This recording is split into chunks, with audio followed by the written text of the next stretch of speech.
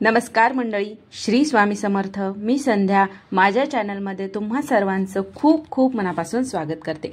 बघा मंडळी, येत्या 26 एप्रिल 2025 या दिवशी आहे श्री स्वामी समर्थ महाराजांची पुण्यतिथी. बघा मंडळी, आता आहे 26 तारखेला पुण्यतिथी. तर पुण्यतिथी तसं पाहिलं तर स्वामींची पुण्यतिथी ही साजरी करायची गोष्ट नाहीये, पण या दिवशी स्वामींनी आपले अवतार कार्य संपवले होते. बघा मंडळी, स्वामी जरी आपल्यामध्ये दिसत नसले तरी सुद्धा ते निर्गुण रूपात आपल्या सोबत आहेत, आपल्या आसपास आहेत आणि आपली सेवा ते बघत आहेत. आपल्याला पदोपदी ते अनुभव देखील देत आहेत. त्यामुळे त्यांच्यासाठी या दिवशी म्हणजे स्वामी पुण्यतिथीच्या दिवशी आपल्याला त्यांची सेवा करायची आहे. जशी घडेल तशी, जशी जमेल तशी, छोटी मोठी जशी घडेल तशी सेवा करायची आहे. आता ही सेवा कशी करायची, काय करायची, ज्यामुळे स्वामी महाराज आपल्यावर प्रसन्न होतील आणि कायमस्वरूपी आपल्यावर त्यांचा आशीर्वाद राहील, तर हीच गोष्ट आज आपण या व्हिडिओमध्ये पाहणार आहोत. त्यामुळे व्हिडिओ अगदी शेवटपर्यंत पहा आणि जर तुम्ही माझ्या चॅनलवरती नवीन असाल तर चॅनलला सबस्क्राईब करा. तर बघा मंडळी, श्री स्वामी समर्थ महाराजांच्या पुण्यतिथीनिमित्त 20 तारखेपासून सप्ताह सुरू आहे आणि 26 तारखेला आहे श्री स्वामी समर्थ महाराजांची पुण्यतिथी. आता या पुण्यतिथीनिमित्त आपल्यापैकी बरेच जण केंद्रामध्ये गुरुचरित्राच्या पारायणाला बसले आहेत, बरेच जण यागाची सेवा करतायत, कोणी प्रहर सेवा करतायत. जशी घडेल तशी सेवा प्रत्येक जण करत आहे. कोणी केंद्रात करत आहे, कोणी घरी करत आहे. पण बघा, आता या धावपळीच्या युगामध्ये प्रत्येकाकडूनच एवढ्या मोठ्या सेवा किंवा केंद्रामध्ये जाणं, घरी सुद्धा सेवा करणं शक्य होतच असं नाही.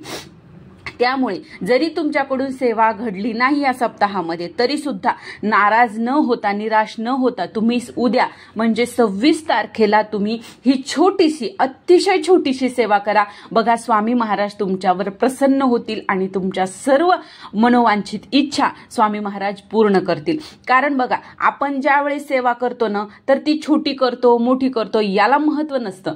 ती करतोय ना, श्रद्धेने, विश्वासाने करतोय ना, हे महत्वाचं असतं. आणि तुम्ही किती श्रद्धेने करताय हे महाराज बघत असतात. कारण बघा मंडळी, आपले महाराज हे आपले गुरु आहेत आणि शिष्य म्हणून स्वामींनी आपल्याला सांगितलेलं आहे की तुझ्या कर्मामध्ये मी आहे, तुझ्या कर्मामध्ये मला शोध. आणि आता बघा मंडळी, सेवा तर आपल्याला करायची आहे, पण एक महत्वाचं काम देखील या दिवशी आपल्याला आवर्जून करायचं आहे. ते म्हणजे या दिवशी आपल्याला दान करायचं आहे. यथाशक्ती एखाद्या गरजूला अन्न धान्य तुम्ही द्यायचं आहे. दानासारखी मोठी सेवा नाहीये, म्हणून जसं घडेल तसं यथाशक्ती तुम्ही दान अवश्य करायचं आहे. तर बघा, या दिवशी आपल्याला काय करायचं आहे, सर्वात प्रथम सकाळी लवकर उठून शुचिर्भूत होऊन आपला दरवाजा स्वच्छ करायचा. आपल्या उंबरठ्यावर आपल्याला हळदीचं लेपन काढायचं. छोटीशी मोठी तुम्हाला जशी येते तशी रांगोळी काढायची. सर्व घर स्वच्छ करायचं. तुळशीला पाणी घालायचं. देवपूजा करून घ्यायची. आणि त्यानंतर जर तुमच्याकडे स्वामी महाराजांचा फोटो असेल, मूर्ती असेल तर मूर्तीवर अभिषेक करा. फोटोवर अभिषेक करता येणार नाही तर फोटो गंगाजल टाकून आपल्याला स्वच्छ पुसून घ्यायचा आहे. फोटोला आपल्याला चंदन, अष्टगंध लावायचा आहे. जर तुमच्याकडे हिना अत्तर असेल तर हिना अत्तर लावा.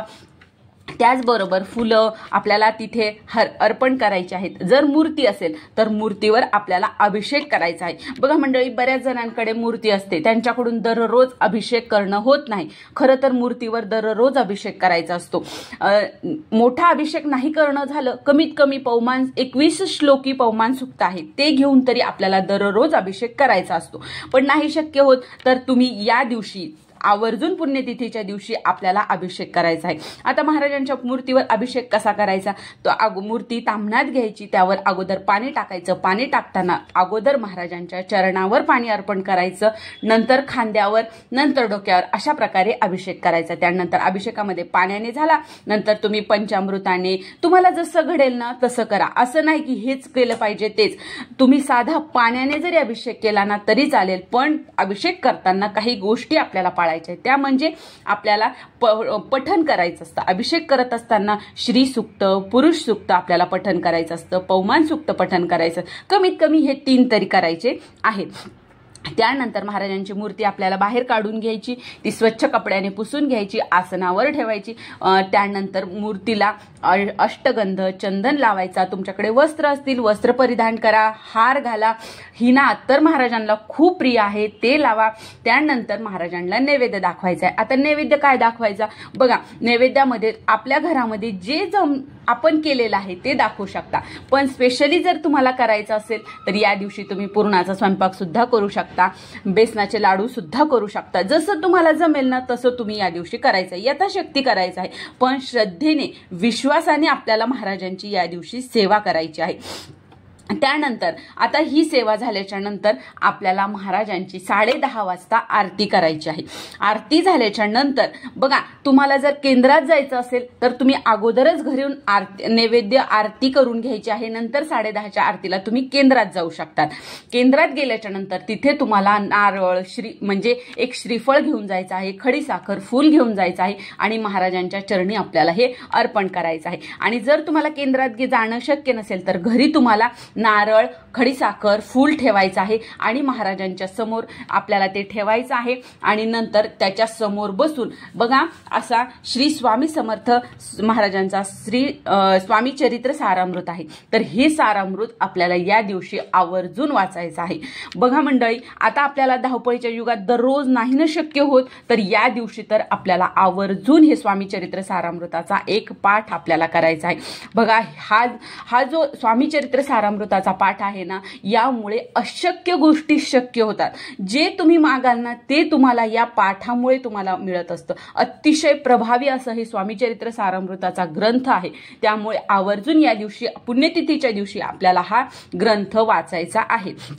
आता यामध्ये 21 अध्याय आहेत. हे 21 अध्याय पूर्ण आपल्याला पूर्ण वाचायचे आहेत, 1 ते 21 पूर्ण. बघा मंडळी, अतिशय छोटे छोटे असे अध्याय आहेत, काही मोठे नाहीयेत, त्यामुळे आवर्जून आपण हे वाचायचे आहेत. आता बघा, जर तुम्ही नेहमी वाचत असाल तर तुमचं 45 मिनिटामध्ये हे वाचून होतं आणि तुम्ही नवीन आहात, पहिल्याच वेळेस करत आहात तर 1 किंवा सव्वा तास जास्तीत जास्त लागू शकतो.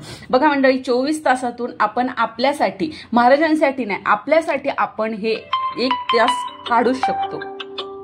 ही सेवा झाल्याच्या नंतर श्री स्वामी समर्थ महाराजांचा षडाक्षरी मंत्र श्री स्वामी समर्थ श्री स्वामी समर्थ हा मंत्र आहे. याच्या आपल्याला 11 माळी जप करायच्या आहेत. एक माळ म्हणजे 108 वेळेस होतो, अशा आपल्याला 11 माळी जप या दिवशी आवर्जून करायचा आहे. त्यानंतर जर तुम्हाला शक्य झालं तर गुरु लीलामृत हा एक ग्रंथ आहे, तो सुद्धा तुम्ही पठन करू शकता.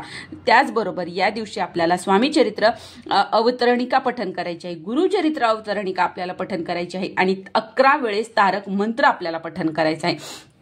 तर बघा मंडळी, ही आपल्याला अतिशय साधी आणि अतिशय छोटी सेवा आहे. स्वामी चरित्र सारामृताचा आपल्याला एक पाठ घ्यायचा आहे, 11 माळी जप करायचा आहे, 11 वेळेस तारक मंत्र म्हणायचा आहे. ही सेवा, या 3 सेवा तर बघा अर्ध्या तासाच्या आत म्हणजे 1.5 तासाच्या आत तर या 3ही सेवा होऊन जातात. तर त्यामुळे आवर्जून तुम्ही या दिवशी या सेवा करा. बघा, स्वामी महाराज तुमच्यावर प्रसन्न होतील आणि तुमच्या सर्व मनोवांछित इच्छा ते पूर्ण करतील.